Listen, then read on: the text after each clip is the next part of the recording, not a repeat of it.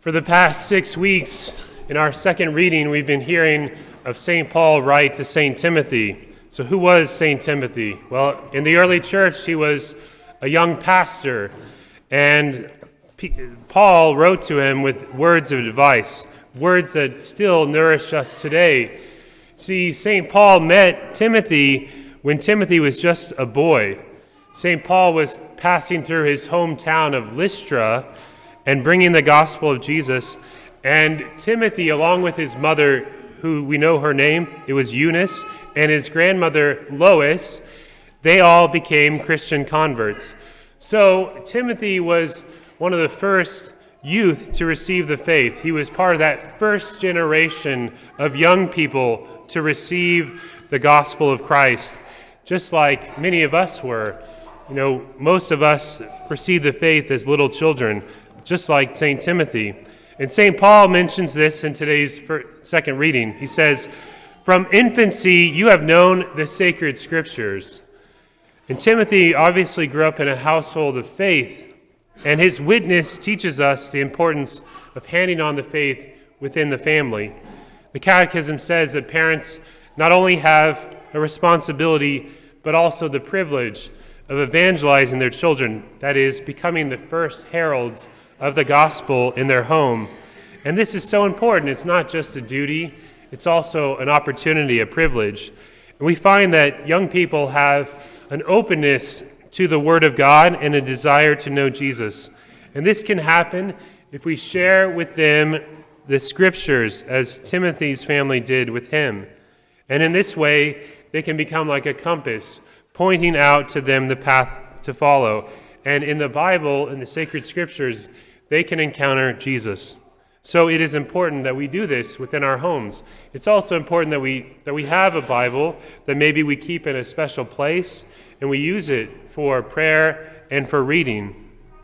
Now, whether we receive the faith as children like St. Timothy did, or we were adult converts like St. Paul, we should thank God for this gift, because the Catholic faith is a gift of immense spiritual wealth.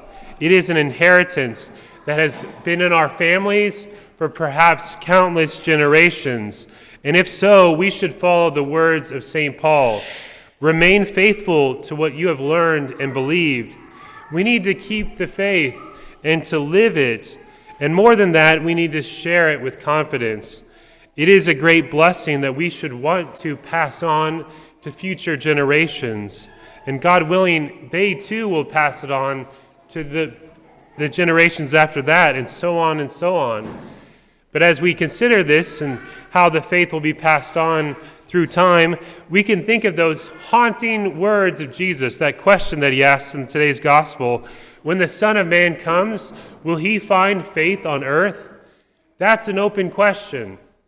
It has not been answered yet. And we can make it even more personal. We can ask ourselves, when the Son of Man comes, will he find faith in our parish? When the Son of Man comes, will he find faith in our families? When the Son of Man comes, will he find faith in our own hearts? Those are all open questions that we have yet to answer. Sad to say, many people do not prize this faith as they should, and they make no effort to guard it, and as a result, they lose it and think nothing of the loss. And this is very widespread today. You don't need me to tell you that.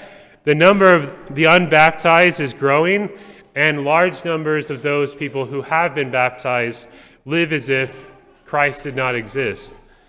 And this is something that touches all of us and is a part of every family. It's something that we all experience.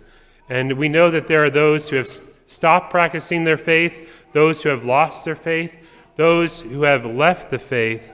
And so today I want to conclude with one thing that we can all do in this regard, and that is to pray.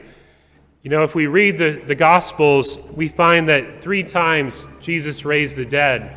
The first time was the daughter of Jairus. The second time was the son of this widow of Naim. And the third time, it was the raising of Lazarus, the brother of Martha and Mary.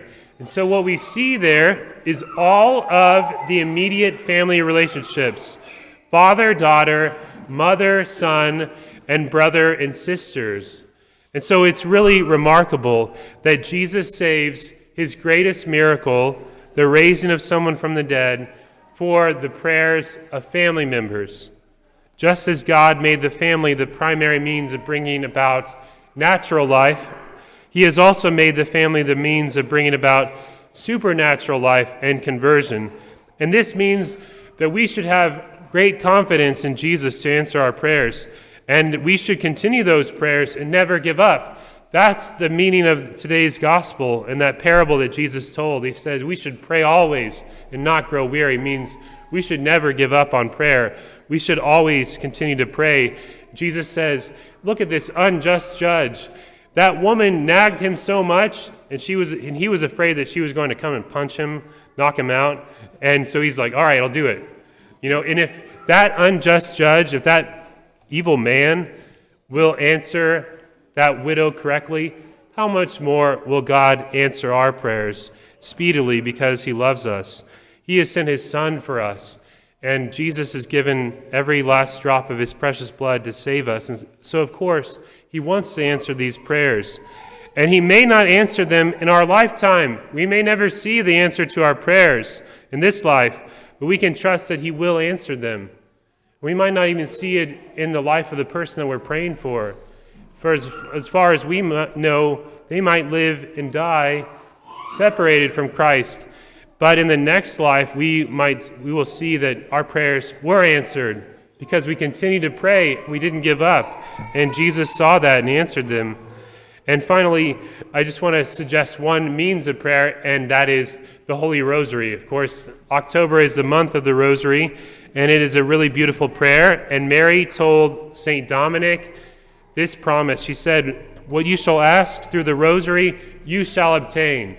What you ask through the Rosary, you shall obtain. So it's a very powerful prayer, because in the Rosary, we take those intentions, those prayers, and we hand them to Mary, and she makes them beautiful, and she offers them to God on our behalf. And so it's a great deal.